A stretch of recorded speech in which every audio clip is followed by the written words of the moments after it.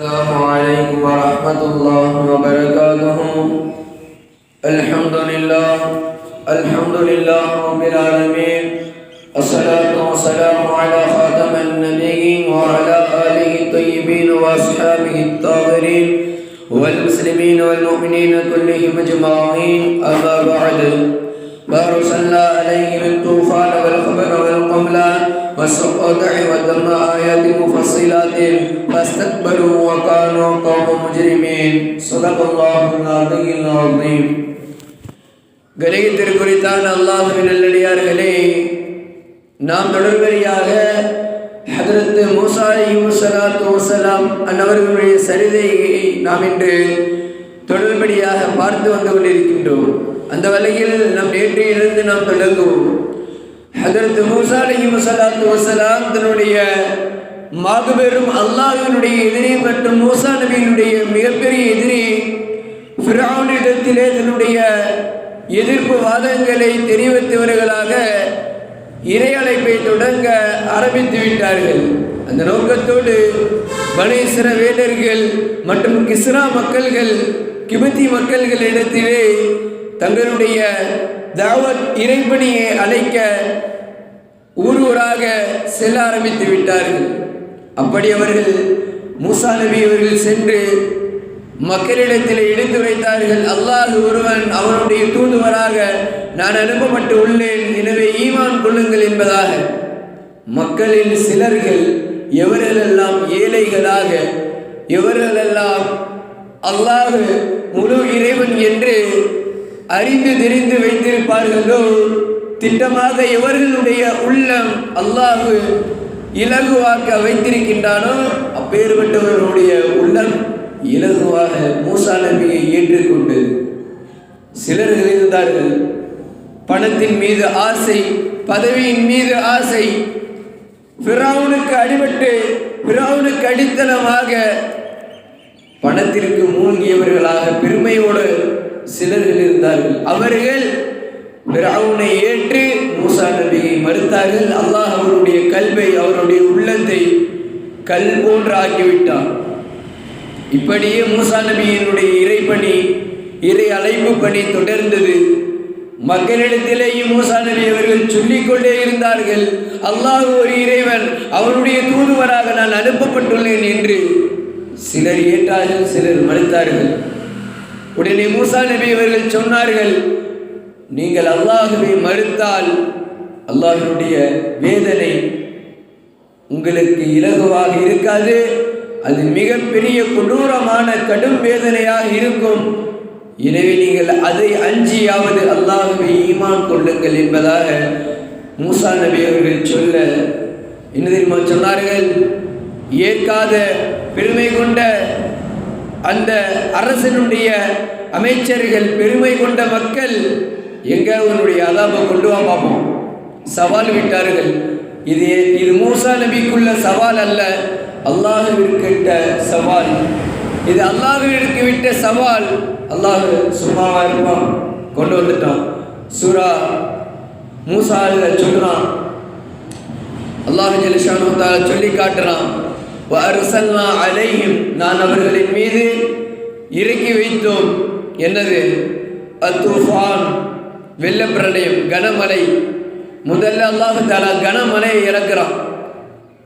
சாதாரணமாக நம்ம ஒரு 10 நாள், வேற ஒரு 5 நாள், ஒரு வாரம் தொடர் மழை இரவு பகலாக தொடர்ந்து பெஞ்சாலே நம்மளுக்கே என்ன, நம்ம ஊர்கள் எல்லாம் தண்ணீர் பெருக்கெடுத்து ஓட ஆரம்பித்து விடும்.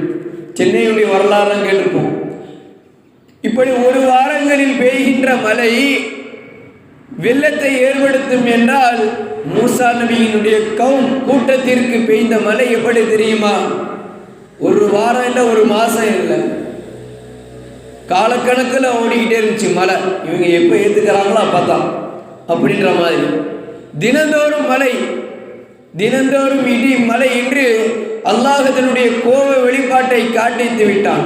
ஏன்? இது அல்லாஹ்விற்கு விட்ட சவால். எனவே அல்லாஹ் என்ன செய்து விட்டான்? அவனுடைய அதாபை முதல் கட்டமாக இறக்கினான், கனமழை இறக்கினான். இப்படியே மழை பெய்து கொண்டே இருந்தது.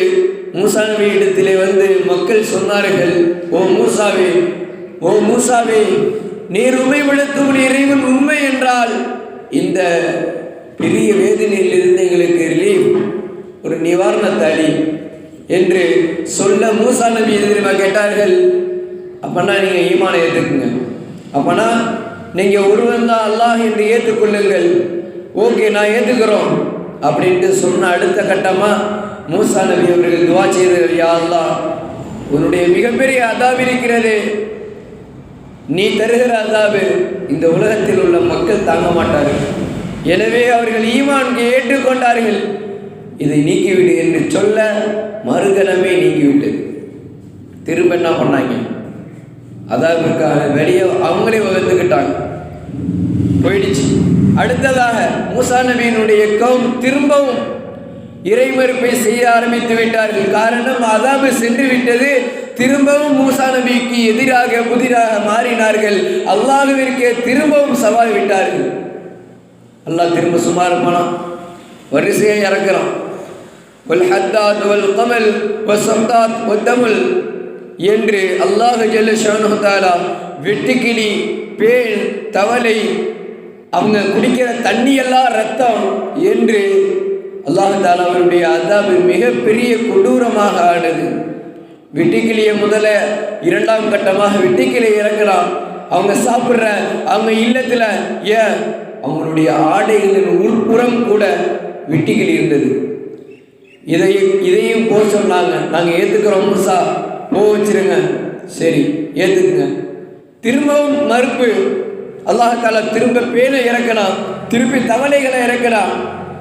இப்படியே மறுப்பும் ஏற்பும் மறுப்பும் ஏற்புமாக இருக்கின்ற சமயத்தில் இறுதியாக அல்லாஹ் ஜல்ல ஷானுஹு தஆலா அவங்க குடிக்கிற தண்ணியெல்லாம் ரத்தமாக்கிட்டான். அவங்க எங்கே போய் தண்ணி எடுத்தாலும் ரத்தமாக இருக்கும். அவங்க சாதாரணமாக எச்சி துப்பினால் கூட ரத்தம் என்று ஒட்டுமொத்த உலகமே இரத்தமாக ஆக்கிவிட்டான். அல்லாஹ் அக்பர். இது அல்லாஹுக்கு மறுப்பு செய்ததனால், மூசா நபியை எதிர்த்ததனால் அல்லாஹ் தருகிற மிகப்பெரிய வேதனை. அன்பானவர்களே, மூசா நபியினுடைய கௌம் ஒரு சில அதாபுகள் மட்டும் பட்டதல்ல, பெரிய அதாபு. நமக்கு வருகிறதெல்லாம் சாதாரணமானது. வெள்ளம் இது போன்றதெல்லாம் சாதாரணமானது. மூசா நபியுடைய கூட்டம் உலகமெங்கும் தவறை, உலகமெங்கும் வெட்டுக்கிளி, உலகமெங்கும் பேன், உலகமெங்கும் இரத்தத்தால் தண்ணி என்றால் யாரால் வாழ முடியும்? அல்லாஹ் அக்பர். அவ்வளவு பெரிய அதாபில் இருந்தார்கள் மூசா நபியுடைய கூட்டம். ஏனென்றால் அவர்கள் ஈமானை ஏற்காமல் இருந்ததன் காரணத்தினால். அன்பானவர்களே, அல்லாஹ் மிகப்பெரியவன். அல்லாஹ் எதை நாடுகிறானோ அதை நிச்சயம் நடத்தி காட்டி விடுவார் என்பது மூசா நபியினுடைய வரலாறுகளிலே நமக்கு தென்படுகிறது. அன்பிற்குரித்தான அல்லாஹ் நல்லடியார்களே, அல்லாஹ் நமக்கு எதனை விதித்தானோ அதை மாத்திரம் நாம் செய்து, எதனை தடை விதித்தானோ அதை தவிர்த்து இருந்து நம் வாழ்க்கையை செழிப்பாக ஆக்கக்கூடிய பாக்கியத்தை நம் அனைவருக்கும் தருவானாக. சில வருகாலங்களிலே இன்ஷா அல்லாஹ் மேலும் மூசா நபியுடைய வரலாறை தொடர்வோம். நிறைவு செய்கின்றேன். வஆஹிரு தஅவானா அல்ஹம்துலில்லாஹி ரப்பில் ஆலமீன். அஸ்ஸலாமு அலைக்கும்.